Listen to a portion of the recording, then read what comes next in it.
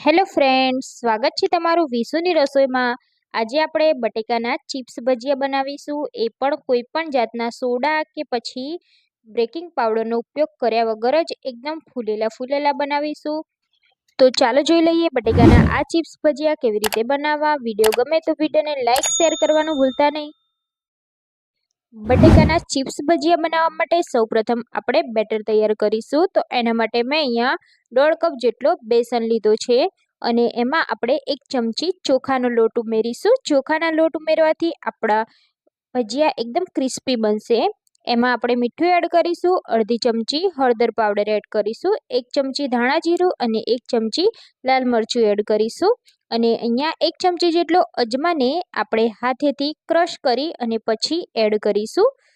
અજમાથી આ ભજીયાનો ફ્લેવર ખૂબ જ સરસ આવે છે। હવે આપણે બધા જ મસાલાને સરસ રીતે મિક્સ કરી લેવાના છે અને થોડું થોડું પાણી એડ કરી આપણે બેટર તૈયાર કરવાનું છે।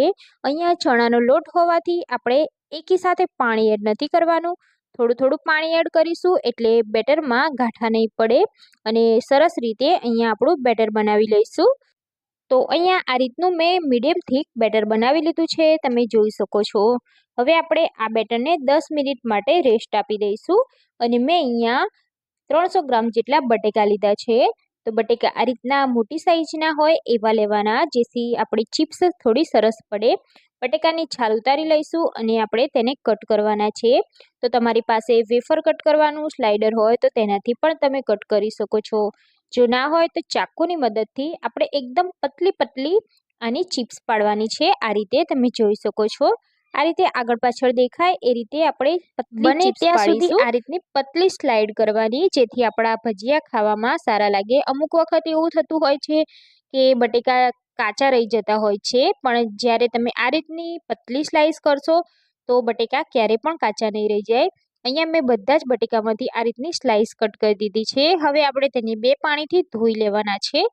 હવે આપણે બેટરને જોઈ લઈશું। તો અહીંયા બેટરને આપણે 10 મિનિટ જેટલો રેસ્ટ આપી દીધો છે। તો બેટર બી આપણું સરસ રીતે ફ્લફી થઈ ગયું છે। હવે આપણે જે વસ્તુ કરીશું એનાથી આપણા ભજીયા એકદમ ફૂલેલા ફૂલેલા અને ક્રિસ્પી બનશે। તો એ છે કે આપણે બેટરને એક જ ડાયરેક્શનમાં આ રીતે ફેટવાનું છે।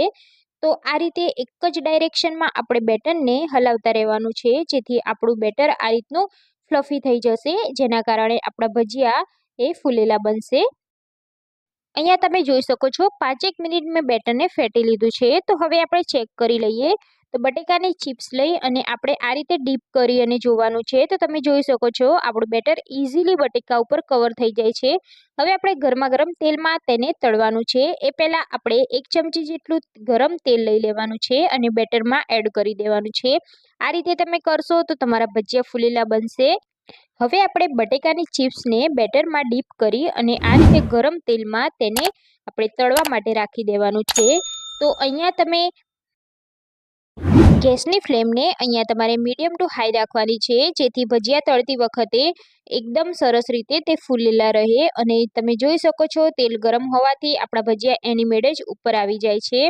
તો આ રીતે આપણે બટેકાની ચિપ્સને ડીપ કરી અને એડ કરી દઈશું અને પછી આપણે તેને થોડીક વાર પછી તેની સાઈડ ચેન્જ કરવાની છે।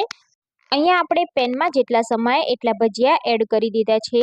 હવે આપણે ઝારાની મદદથી કે પછી આ રીતે તેની સાઈડ ચેન્જ કરવાની છે। તો બિલકુલ હળવા હાથે આપણે તેની સાઈડ ચેન્જ કરી લઈશું અને બંને સાઈડ એકદમ ક્રિસ્પી થઈ જાય ત્યાં સુધી આપણે તેને તળવાના છે। અહીંયા તમે જોઈ શકો છો આપણા ભજીયા એકદમ સરસ રીતે ફૂલી ગયા છે। તો હવે આપણે ભજીયાને બહાર કાઢી લઈશું। તો આવી જ રીતે આપણે બીજા ભજીયાને પણ તળી લેવાના છે, સેમ એ જ રીતે બિલકુલ તેલ ના રહે તે રીતે આપણે તેને કિચન પેપર ઉપર કાઢી દઈશું, જેથી વધારાનું તેલ શોષાઈ જાય અને આપણે સેમ એ જ રીતે આપણે બીજા બધા જ બટેકાની ચિપ્સમાંથી ભજીયા બનાવી અને તૈયાર કરી દઈશું। તમે આ રીતે તમે બટેકાના ભજીયા બનાવશો બધી ટીપ્સ સાથે તો તમારા ભજીયા આ રીતે ફૂલેલા ફૂલેલા બનશે। આ ભજીયાને આપણે સર્વિંગ પ્લેટમાં કાઢી લઈશું। આ ભજીયાને તમે કોઈ પણ ચટણી સાથે, ચા સાથે કે પછી દહીં સાથે કે પછી સોસ સાથે પણ સર્વ કરી શકો છો। બહુ જ ટેસ્ટી લાગે છે, એકવાર જરૂરથી આ ભજીયા ટ્રાય કરો। આ ટિપ્સ ફોલો કરી અને તમે ભજીયા બનાવશો તો તમારા ભજીયા પરફેક્ટ રીતે ફૂલેલા બનશે. તો તમે પણ આ રીતે ભજીયા ના ટ્રાય કર્યા હોય તો એકવાર જરૂરથી ટ્રાય કરજો. અને જો તમને મારો વિડીયો પસંદ આવ્યો હોય તો મારા વિડીયોને તમે લાઈક અને શેર જરૂરથી કરી દેજો. અને ચેનલને સબસ્ક્રાઈબ ના કરી હોય તો ચેનલને સબસ્ક્રાઈબ કરી દેજો. ફરી મળીશું ફ્રેન્ડ્સ આપણે એક નવી રેસીપી સાથે. ત્યાં સુધી જય Shri Krishna. Bye bye. Thanks for watching.